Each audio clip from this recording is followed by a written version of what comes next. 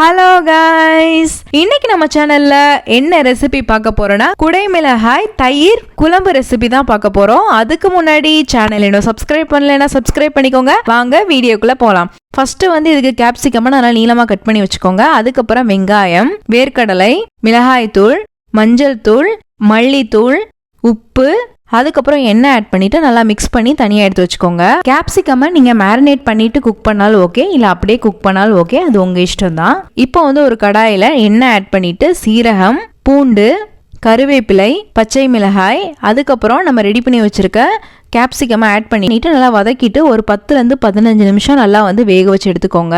இப்போ கேப்சிகம் வெங்காயம் எல்லாம் நல்லா வெந்து வந்துருச்சு. இப்போ ஸ்டவ் ஆஃப் பண்ணிட்டு நல்லா பீட் பண்ணி வச்சிருக்க தயிரை ஆட் பண்ணிக்கலாம். தயிர் ஆட் பண்ணிட்டு நல்லா மிக்ஸ் பண்ணிக்கோங்க. லாஸ்டா கொத்தமல்லி ஆட் பண்ணிட்டீங்கன்னா கேப்சிகம் தயிர் ரெசிபி ரெடி ஆயிரும்.